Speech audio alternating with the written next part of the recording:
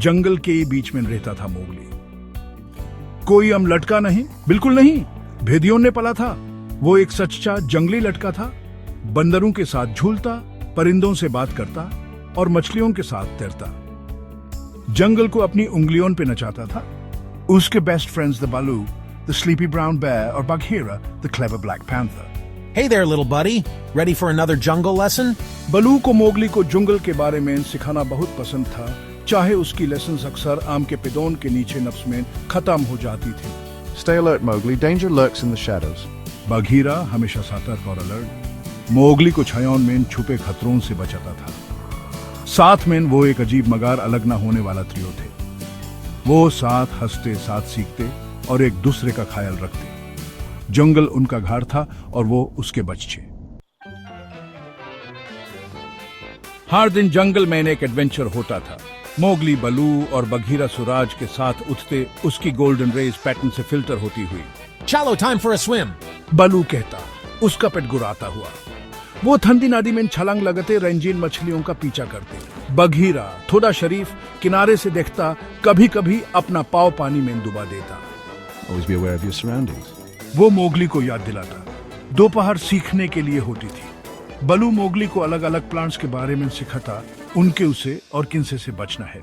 This one is good for tummy aches. जैसे ही चांद सूरज की जगह लेता, वो स्टडी स्की के नीचे इकट्ठा होते, कहानियां और हंसी शेयर करते। जिंदगी सिंपल थी, पीसफुल और खुशियों से भरी। जंगल उनका ठिकाना था, एक ग्रीन पैराडाइज जिसको बचाने की उन्होंने कसम खाई थी। एक दिन एक अजीब और परेशान करने वाली आवाज मोगली के कानों में पड़ी। Kaya haya? उसने सोचा, उसका माथा सिकुड़ा हुआ। यह जंगल की जानी पहचानी आवाजें नहीं थीं। ये अलग थी, तेज, ज्यादा, मेटालिक।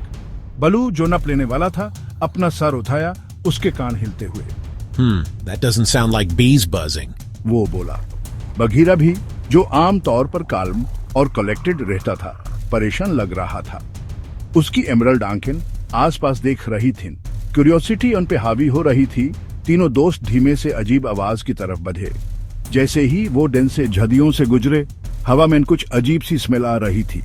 दार एक ठंडी फुसफुसाहट की तरह उनके दिलों में घुसने लगा। जो नजारा उनके सामने आया, उससे मोगली की रीढ़ की हड्डी में कंपकपी दौड़ गई। आदमी तेज चमकती कुल्हाड़ियों से लैसे पेड़ों को काट रहे थे। वो बड़े बड़े पेड़ जो उनके जंगल घर के खंभे थे। They are destroying our jungle. Mowgli चिल्लाया, उसकी आवाज में डिसबिलीफ और गुस्सा था। These are woodcutters, Mowgli. They cut down trees for their own selfish needs. बलू, जिसने ऐसा कभी कुछ नहीं देखा था, वो स्पीचलेस था। उसका घर, उसका प्यारा जंगल टूट रहा था। We have to do something. Mowgli बोला, उसकी मुठ्ठियां भिंची हुई। बघीरा ने सहमति में सर हिलाया। We must act quickly and smartly. We need a plan strong enough to drive these men away.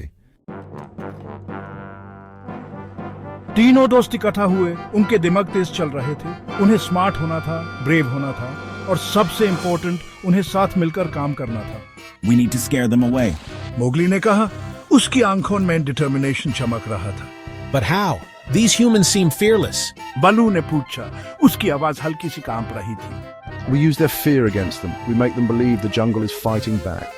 Bagheera हमेशा स्ट्रैटेजिस्ट, एक पल के लिए सोचा, उसकी टेल आगे पीछे हिल रही थी। उनका प्लान सिंपल था मगर क्लेवर। वो रात के अंधेरे का फायदा उठाएंगे। बलू अपनी तेज रोड्स और क्लमजी मूवमेंट्स से डिस्ट्रैक्शन क्रिएट करेगा, जबकि बघीरा अपनी स्टेल्थ के साथ रस्लिंग नॉइजेस करेगा, एक भूत की तरह दिखता और गायब होता रहेगा।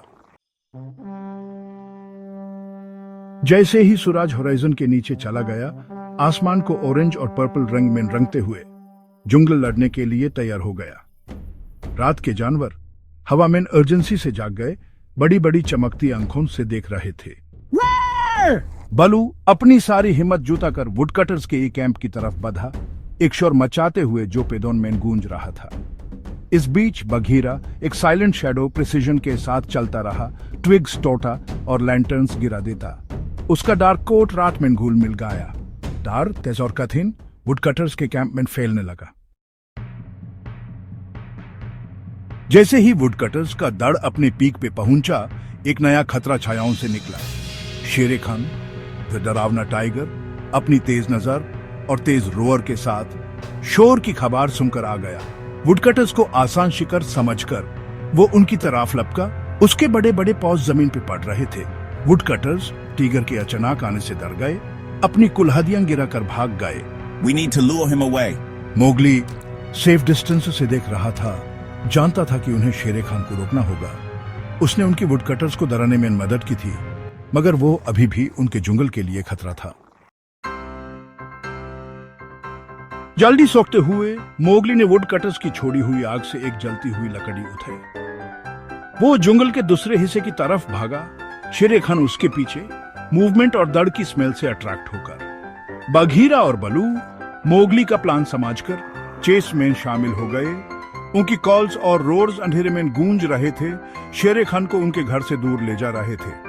आखिरकार जो एक इटर्निटी जैसा लगा, वो एक रॉकी रवीने में पहुंचे। मोगली ने अपने हाथ के एक स्विफ्ट टॉस से जलती हुई लकड़ी रवीने के बॉटम में ड्राई लीव्स के ढेर पे फेंक दी। आग भटकी, उनके और शेर खान के बीच आग की दीवार बन गई। हार कर और गुस्से में शेर खान ने अपनी फ्रस्ट्रेशन में रोर किया और अंधेरे में गायब हो गया। जंगल सेफ था। जैसे ही सुबह की पहली किरण कैनोपी से आई, मोगली, बलू और बघीरा जंगल के फ्लोर पे गिर पड़े, थाके हुए मगर खुश। उन्होंने खतरे का सामना किया था और जीत हासिल की थी।